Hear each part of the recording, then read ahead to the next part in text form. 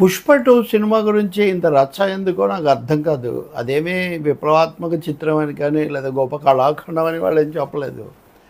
అది చాలా సంచలనాత్మకమైనటువంటి ఒక వాణిజ్య చిత్రం. అందులో మొదటి భాగం ఇప్పటికే పెద్ద ఊహించిన దానికంటే చాలా హిట్ అయింది. ఈ రెండో భాగం గురించి కూడా రకరకాల వార్తలు వింటున్నాను. నేనైతే చూడలేదు. అంత హడావిడిగా చూడాలని కూడా ఏమీ లేదు. దాని మీద జాతీయంగా లేదా అంతర్జాతీయంగా కూడా వచ్చిన నివేదికలు అవన్నీ చూస్తే కలెక్షన్స్ బాగున్నాయి. అంటే ముఖ్యంగా మొదటి రోజు 294 కోట్లు తీసుకొని బాహుబలి 2ను, ఆర్ఆర్ఆర్ను, కల్కిని కూడా అధిగమించింది అని చాలా వార్తలు ఉన్నాయి. కాదు, అంతకంటే వెనకబడిందని ఒకరిద్దరు రాశారు. నిజాలు మనకు తెలియదు. ఇంకా కొన్ని రోజులు అయితే కానీ తెలుస్తుంది. ఎప్పుడు కూడా హైపులు ఉంటాయి, అదే సమయంలో నెగిటివ్ కూడా ఉంటుంది. కానీ కల్కి ఈ సినిమా పుష్ప 2 విషయంలో నేను గమనిస్తున్నది ఏంటంటే, ప్రత్యేకించి ఒక వ్యతిరేక ప్రచారం. మామూలుగా సినిమాల మీద సమీక్షకులు లేకపోతే ఆయా ఛానల్స్ వాటి ఇష్టాన్ని బట్టి వ్యతిరేకంగా బాగాలేదని చెప్పడం, విమర్శించడం జరుగుతుంటుంది. అసలు విమర్శించడమే తప్పైనట్టు సమీక్షకులను అసలు పిలవద్దు అని కూడా కొన్ని సంస్థలు నిర్ణయాలు చేశాయని కూడా నేను చూశాను. సమీక్షకులు చెప్పిన దాన్ని బట్టి సినిమాలు జయాపజయాలు ఏమీ ఉండవు. అలాగే రాజకీయ పార్టీలు అనేక కారణాల వల్ల అనుకూలంగానూ వ్యతిరేకంగానూ ఉన్నా, లేదా ట్రోల్స్ చేసినా వీటిని బట్టి కూడా ఏమీ ఉండదు. ఆ సినిమాలో సరుకు ఉంటే అది ఆడుతుంది, లేకపోతే లేదు. అది ఎలా ఉన్నా ప్రమోషన్ల వల్ల ఒక 3 మిలియన్ అంటే 30 లక్షల టికెట్లు అమ్మినట్టుగా ఆ సంస్థల వాళ్ళు ముందుగానే ప్రకటించారు. 294 కోట్లు వసూళ్లు పలావిన విధంగా వచ్చాయి మొదటి రోజు అని చెప్తున్నారు. టికెట్ల రేట్లు అపారంగా పెంచడం కూడా దీనికి ఒక కారణమే. కానీ ఇవన్నీ ఏది ఏమైనా కానీ ఇది ఒక రాజకీయ యుద్ధంలాగా చేసుకోవాల్సినటువంటి అవసరం ఉందా? దానివల్ల జరిగే ఉపయోగం ఏంటి? ఇప్పుడు కనీసంగా వసూళ్ళు వచ్చి ఒక మేరకు వాళ్ళు బయటపడ్డారనుకోండి, అప్పుడు ఇంత యుద్ధం చేసిన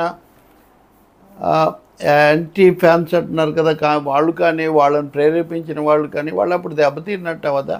మొదటి రోజే అది జరగలేదు. ఇంకా మిగిలిన రోజుల్లో ఒకటి అర్థమవుతుంది, థియేటర్లు అక్కడక్కడ తగినంత మంది లేరు. అంటే 12,000 థియేటర్స్లో విడుదల చేసినప్పుడు మొదటి 2-3 రోజుల్లోనే మ్యాక్సిమం వసూళ్ళు రాబట్టాలనేది ఆ వ్యూహం అందరికీ తెలిసిందే. ఇదేమీ కొత్త విషయం కాదు. ఇప్పుడు సగటు ప్రేక్షకులకు, ఇంకా కొంచెం చిన్న వాళ్ళకు కూడా తెలిసిన అంశం.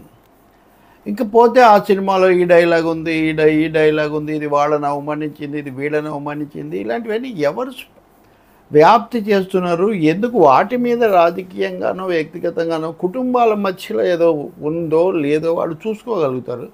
పైగా అంత వ్యతిరేకత ఉన్నట్టు ఇక్కడేమి ఇప్పటివరకు ఏమీ కనిపించలేదు. మీడియాలో హైపులు కైపులు ఇవి తప్ప. కాబట్టి దీనికి ఎక్కడో చోట ఫుల్ స్టాప్ ఉండాలి. సరే, సంధ్యా థియేటర్ దగ్గర ఒక మహిళ చనిపోవడం, ఆమె కొడుకు గాయపడటం చాలా బాధాకరమైంది. ఎవరైనా ఎలా ఆమోదిస్తారు? ఈరోజు ఉదయం ఒక పెళ్లిలో నాకు ఆ కేసు వేసిన మిత్రుడు కూడా, జర్నలిస్ట్ మిత్రుడు కనపడ్డాడు. అదొక లెక్క. రేట్లు ఎంత పెంచవచ్చు, ఇది రెండో విషయం. సినిమా మంచి చెడ్లు, కథ, ఇవన్నీ మూడో విషయం. దీనికి కుటుంబ కోణం నాలుగో విషయం. ఇంకా ఐదో విషయం, వైసీపీ వాళ్ళు ఇదేదో తమ సొంత ప్రొడక్షన్ లాగా దాన్ని చాలా ఎక్కువగా ప్రమోట్ చేసి ఓన్ చేసుకోవాలని చూడటం. అది సినిమాకు మంచిగా చెడ్డ నాకు తెలియదు. కానీ రాజకీయ ముద్రలు ఎప్పుడు ఉపయోగం లేదు. ఖచ్చితంగా రాజకీయంగా తీసిందైతే వేరే విషయం, కానీ ఆ తీసిన తీరు కూడా అటువంటిది కాదు. ఇకపోతే రాజమౌళి భారతదేశంలో తెలుగు రాష్ట్రాల్లో సరే ఈ ధోరణి అలవాటు చేసిన పాన్ ఇండియా కాన్సెప్ట్ తీసుకొచ్చిన, లేదా పదం తీసుకొచ్చిన. ఎందుకంటే మోసగాళ్ళకి మోసగాడప్పుడే తీసామని చెప్తూ ఉంటారు కదా. రాజమౌళి ఒక మాట చెప్పారు ఆ రోజు ప్రీ రిలీజ్ ఫంక్షన్లో, ఉత్తర భారతం మీద నార్త్ ఇండియాను వదులుకోవద్దని. నిజంగా నార్త్ ఇండియాలో ఈ సినిమా బాగా ఆడుతుందని అప్ కంట్రీ పేపర్స్ అన్నీ, ఇంగ్లీష్ హిందీ పేపర్స్ అన్నీ రాస్తున్నాయి. Papers, media, websites, channels. ఇంక నార్త్ ఇండియాలో ప్రధానమైన భాగంలో ఈ సినిమా సూపర్ హిట్ కాగలిగితే, కనీసంగా హిట్ అయితే కూడా వాళ్ళకి రావాల్సినటువంటి ఇది వచ్చేస్తుంది. ఇంకా దాని మీద పెద్ద బుర్ర పగలగొట్టుకోవాల్సిన అవసరం ఏమీ ఉండదు. ఒక పాయింట్ ఇప్పటికే దాటేసింది, రెండో పాయింట్ తప్పకుండా దాటుతుంది అనేది ఉంది. రాజకీయంగా చేసిన వ్యతిరేకత ప్రభావం చూపించలేదు. ఫ్యాన్స్ యుద్ధంగా మార్చాలని కొంతమంది కారణం ఏదైనా చేసిన ప్రయత్నం కూడా విఫలమైంది. ఇంక ఇన్నిటి తర్వాత దాని గురించి ఇంకా ఇంకా సాగదీసుకోవడంలో ఉపయోగమే ఉంది. ఇప్పుడు టికెట్ రేట్, సెక్యూరిటీ ఇవి తప్పకుండా పరిష్కరించాలి. ఎవరైనా ప్రజాక్షేమం కోరే వాళ్ళు ఎవరైనా ఇట్లాంటి వాటిని ఆమోదించరు. వాళ్ళు కూడా దానికి బాధ్యత తీసుకుంటాము, కడతాము, చట్టం ఇచ్చేదాన్ని ఎలాగో వాళ్ళు భరించాల్సి వస్తుంది. ఇంక ఇందులో ఎవరికైనా, ఏ పార్టీకైనా, ఏ అభిమానికైనా, లేదా ఏ మీడియాకైనా ఇందులో అదనంగా సమస్యలు ఎక్కడి నుంచి ఉత్పన్నమవుతాయో అసలు మామూలు సగటు మనుషులు, సగటు మీడియా బుర్ర ఎందుకు పగలగొట్టుకోవాలో నాకు అర్థం కావట్లేదు. ఒకరి విజయం జీర్ణం కావచ్చు, కొంతమందికి ఇంకా ఎక్కువ రావాలని మనం కోరుకోవచ్చు. అందులోనూ సినిమా వసూళ్ళు ఎలా ఆడతాయి ఈ రోజుల్లో మరీ ముఖ్యంగా అన్నది రకరకాలుగా ఉంటాయి. అవి మామూలుగా కూడా అందుబాటులోకి వచ్చేవి కాదు.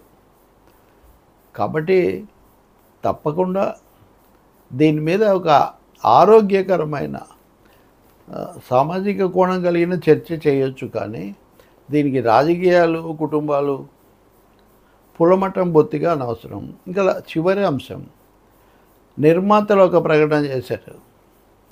మా సినిమాలో లేని డైలాగులు మాకు అంటగట్టి అవన్నీ ఇందులో ఏం చెప్తున్నారు, దీన్ని మేము ఏమాత్రం సహించేది లేదని. ఖచ్చితంగా అది సరైనదే. ఎందుకంటే వివాదాలు, విభజనలు పెంచే ధోరణి ఎప్పుడూ మంచిది కాదు. విమర్శ వేరు, వివాదం వేరు.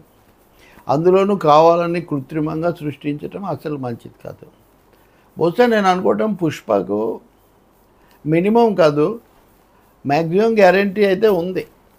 దానికేమీ ఢోకా లేదు. ఇప్పటివరకు సినిమా పరిశ్రమలో మినిమం గ్యారంటీ అనే పదం ఎక్కువగా వాడుతుంటారు కదా. మ్యాక్సిమం గ్యారంటీ అయితే ఉంది. ఇంకా మిగిలిన ప్రయాసే అవుతుంది కదా.